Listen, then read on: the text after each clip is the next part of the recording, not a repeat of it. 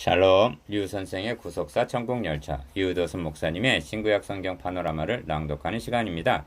지금은 마태복음 파노라마 3장입니다. 내 사랑하는 아들이요 내 기뻐하는 자라. 요절은 17절. 하늘로서 소리가 있어 말씀하시되 이는 내 사랑하는 아들이요 내 기뻐하는 자라 하시니라. 3장의 중심점은 주님께서 세례를 받으시는 13절에서 17절까지 있고, 핵심은 이는 내 사랑하는 아들이요 내 기뻐하는 자라는 말씀입니다. 본장은 왕이요 대제사장으로 오신 예수 그리스도께서 공생활을 시작하시는 위임식 장면이라 할 수가 있습니다. 주님께서 세례를 받으시고 올라오심에 성령이 임하고 하나님께서는 이는 내 사랑하는 아들이요 내 기뻐하는 자라 하고 선언하십니다. 이에 대한 예표를 대제사장의 위임 예식을 통해서 볼 수가 있는데, 나를 섬길 제사장 직분을 위임하여 물로 씻기고 관유를 가져다가 그 머리에 부어 바르라 하십니다.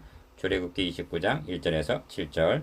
본장에서 주님은 세례를 받으시고 관유 성령으로 부음을 받으신 셈입니다. 앞부분에서 주의 길을 예비하라 하고 첫째 단원 외치는 소리를 듣게 됩니다. 누가 오신다는 말인가? 성령의 세례를 베풀 자. 둘째 단원 그분이 오신다는 것입니다. 그가 누구인가? 이는 내 사랑하는 아들 내 기뻐하는 자. 셋째 단원 곧 왕이라고 말씀하십니다. 이를 세 단원으로 나누어 상고하겠습니다.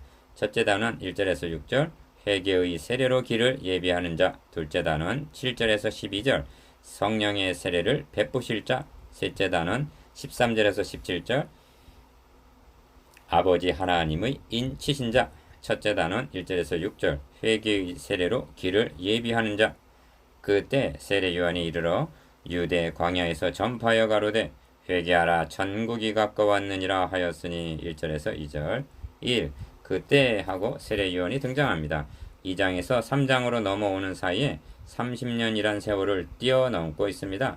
그보다 말라기 선지자로부터 광야에 외치는 자 요한의 소리가 들려오기까지 무려 400년이라는 긴 세월이 흘러간 것입니다.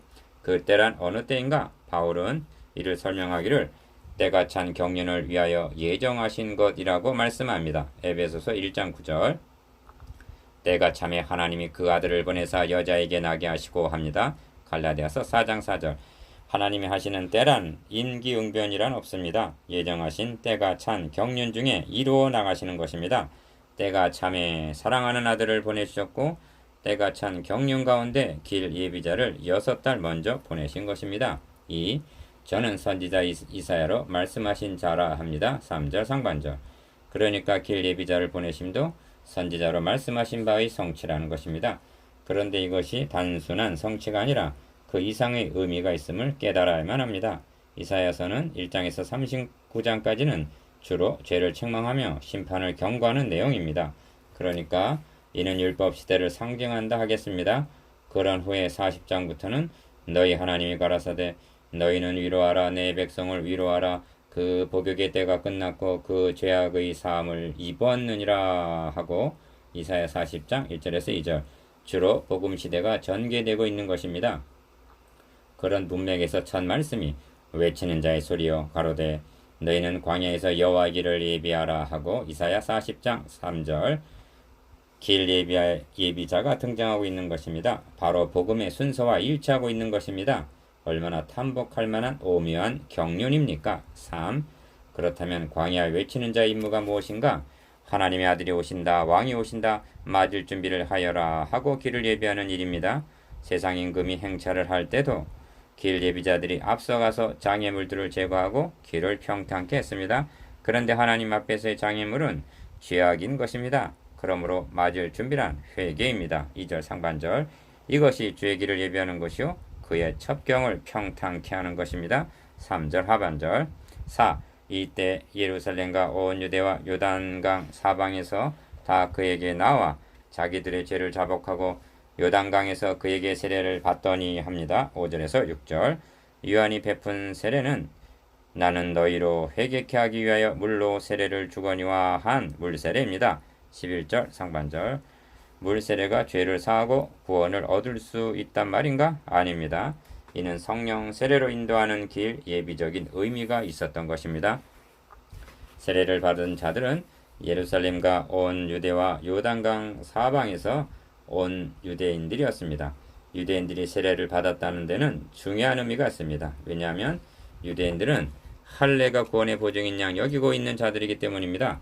그런 자들이 회개의 세례를 받았다는 것은 유대인이라는 혈통으로 율법의 행위로도 자랑하는 할례로도 구원의 보증이 되지 못함을 나타내기 때문입니다. 완고하고 교만하던 유대주의, 의식주의, 형식주의가 무너져 내리고 있는 것을 봅니다. 바로 이것입니다. 이것이 길 예비자인 요한의 사명이었던 것입니다. 여기까지는 순탄하다고 말씀드릴 수가 있습니다. 그렇다면 무엇이 문제란 말인가? 둘째 단원 7절에서 12절 성령의 세례를 베푸실 자. 요한이 많은 바리새인과 사두개인이 세례 베푸는 데 오는 것을 보고 이르되 독사의 자식들아 누가 너희를 가르쳐 임박한 진노를 피하라 하더냐. 7절 1. 바리새인과 사두개인들이 등장합니다. 복음서에서 여기가 처음입니다. 기어 바리새인이란 누구들인가? 바리새라는 뜻은 분리한다는 의미입니다. 우리는 너희들하고는 다르다는 그런 뜻입니다. 그들은 바리새인이었던 바울이 율법의 의로는 흠이 없는 자라고 빌립보서 3장 6절 자부했던 것처럼 가장 잘 믿노라는 자들입니다.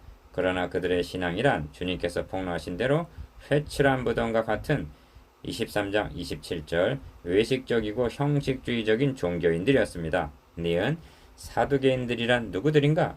이들은 높은 지위에 있는 귀족들로 제사장과 정치적인 권력을 장악하고 있는 자들입니다. 이들은 이지적인 사람들로서 영도, 부활도, 천사도 믿지 않는 자유주의 신학자들입니다. 이런 자들이 세례 베푸는 곳에 무엇하러 나타났단 말인가? 회개하고 세례 받기 위해서란 말인가? 그들을 향해 기어 독사의 자식들아 하고 7절 중반절 질책을 합니다. 주님께서도 뱀들아 독사의 새끼들아 너희가 어떻게 지옥의 판결을 피하겠느냐 하고 23장 33절 책망하셨습니다. 니은 누가 너희를 가르쳐 임박한 진노를 피하라 하더냐 합니다. 7절 하반절. 문제의 심각성은 이들 바리새인들과 사두개인들이 종교 지도자들이라는 데 있습니다. 세례요한의 영향력은 대단했던 것으로 여겨집니다. 요한복음에 유대인들이 예루살렘에서 제사장들과 레위인들을 요한에게 보내어 너가 누구냐 하고 요한복음 1장 19절 그의 정체를 확인케 했다는 것으로 짐작할 수가 있습니다.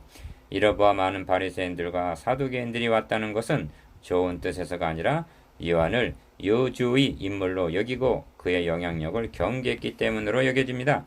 그들이 요한의 지적대로 독사의 자식들이라면 그들은 사탄의 길 예비자로 왔다고 말할 수가 있는 것입니다. 왜냐하면 4장에서 곧바로 사탄이 등장하고 있기 때문입니다. 3. 그러므로 회개에 합당한 열매를 맺고 속으로 아브라함이 우리 조상이라 생각지 말라 하고 8절에서 9절 그들의 심장을 찌릅니다. 그들도 회개하고 세례를 받을 것인가? 겉으로는 외식하고 속에는 교만이 가득한 것이 종교 지도자들이었습니다. 주님께서도 우리 아버지는 아브라함이라고 말하는 유대인들을 향해 너희는 너희 아비 마귀에게서 났다 하고 요한복음 8장 39절에서 44절 저들의 정체를 폭로하셨습니다. 그들은 끝내 아비 사탄의 하수인 노릇을 하고야 말았던 것입니다. 그런 음모가 벌써 길을 예비하는 단계에서 태동하고 있는 것입니다. 4. 나는 너희로 회개케 하기 위하여 물로 세례를 주거니와 내 뒤에 오시는 이는 나보다 능력이 많으시니 나는 그의 신을 들기도 감당치 못하겠노라. 그는 성령과 불로 너희에게 세례를 주실 것이요 합니다. 11절 이는 자신의 임무와 주님의 임무의 다른 점을 나타낸 말씀입니다.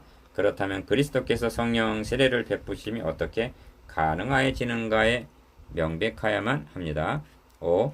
하나님께서는 구약 성경을 통해서 중요한 두 가지 약속을 하셨습니다. 첫째는 기어 메시아 그리스도를 보내주시겠다는 것이고 둘째는 니은 성령을 보내주시겠다는 약속입니다. 그런데 이 두 가지 약속이 불가분의 사건임을 유념해야만 합니다. 먼저 그리스도가 오셔서 사명을 완수하셔야만 성령이 임하실 수가 있기 때문입니다. 주님은 이 점을 내가 너희에게 실상을 말하노니 내가 떠나가는 것이 죽으시고 다시 사시고 승천하심 너희에게 유익이라 내가 떠나가지 아니하면 보혜사가 너에게로 오시지 아니할 것이요 가면 내가 그를 너희에게로 보내리니 하고 말씀하십니다. 요한복음 16장 7절. 주님은 십자가상에서 다 이루었다 하고 임무를 완수하신 후 성천하시기 전에 사도들에게 분부하십니다. 예루살렘을 떠나지 말고 내게 들은 바 아버지 약속하신 것을 기다리라. 요한은 물로 세례를 베풀었으나 너희는 몇 날이 못되어 성령으로 세례를 받으리라. 사도행전 1장 5절. 그리고 말씀하신 대로 사도행전 1장에서 주님은 승천하시고 2장에서 성령은 강림하시는 것입니다. 말하자면 임무교대가 이루어진 것입니다. 그 후에 내가 내 신을 만민에게 부어주리니 하신 요엘서 2장 28절, 사도행전 2장 17절 또 한 가지 약속이 성취되었던 것입니다. 5. 그리하여 알곡은 모아 곳간에 드리고 쭉정이는 꺼지지 않는 불에 태우시리라 한 12절 영적 수수가 시작이 되는 것입니다. 셋째 단은 13절에서 17절 아버지 하나님의 인치신 자.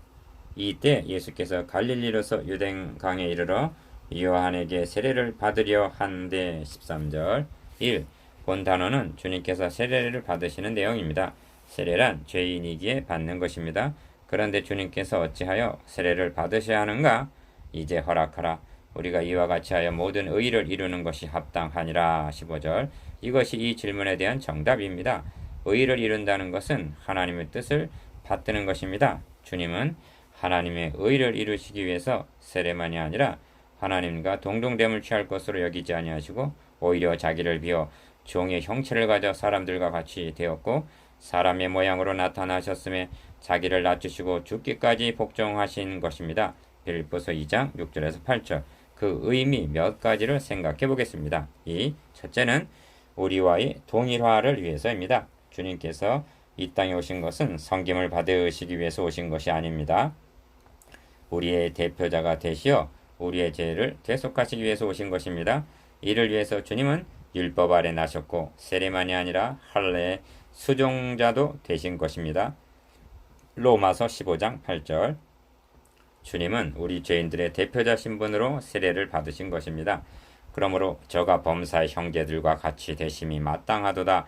이는 하나님의 일에 자비하고 충성된 대제사장이 되어 백성의 죄를 구속하려 하심이라고 말씀합니다. 히브리서 2장 17절.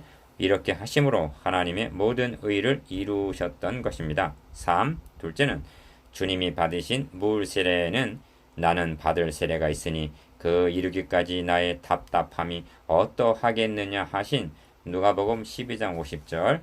십자가의 죽으심을 상징하는 의미가 있었던 것입니다. 주님은 물 세례만이 아니라 십자가의 세례까지도 받으셨음을 잊지 말아야만 합니다. 이는 하나님도 의로우시고 또한 예수 믿는 자를 의롭다 하려 하시는 하나님의 의를 이루기 위해서였습니다. 4. 예수께서 세례를 받으시고 곧 물에서 올라오실새 하늘이 열리고 하나님의 성령이 비둘기같이 내려 자기 위에 임하심을 보시더니 하늘로서 소리가 있어 말씀하시되 이는 내 사랑하는 아들이요 내 기뻐하는 자라 하시니라. 16절에서 17절.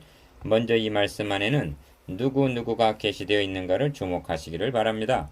물에서 올라오시는 예수님과 그 위에 비둘기같이 임하시는 성령, 그리고 이는 내 사랑하는 아들이요 내 기뻐하는 자라 말씀하시는 하나님, 성삼위 하나님께서 회우하고 계시는 장엄하고 비할 데 없이 영광스러운 장면입니다. 왜 성삼위 하나님께서 만나고 계시는가? 5.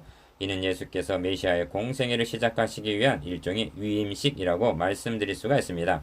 성령으로 기름 부음을 받으시고 이는 내 사랑하는 아들이요 내 기뻐하는 자라 하시는 아버지의 인침을 받으신 것입니다. 그래서 인자는 아버지 하나님의 인치신 자니라 말씀하십니다. 요한복음 6장 27절. 6. 우리는 좀 더 나아가야만 합니다. 왜냐하면 첫 창조 사역 때에도 창조주 하나님과 수면에 운행하시는 하나님의 신과 빛 대신 그리스도도 창세기 1장 1절에서 3절 삼위 하나님의 동역하심이 있으셨기 때문입니다. 이와 같이 재창조의 사역에 있어서도 성부 성자 성령께서 동역하시고 계심을 깨닫는 것은 중요한 요점이 됩니다. 나 같은 죄인 하나를 구원하시기 위해서도 성부 성자 성령님이 역사하여 주셨음을 믿으시기 바랍니다. 그리스도인 안에는 하나님의 영, 그리스도의 영 성령이 로마서 8장 9절 거하고 계시다고 말씀합니다.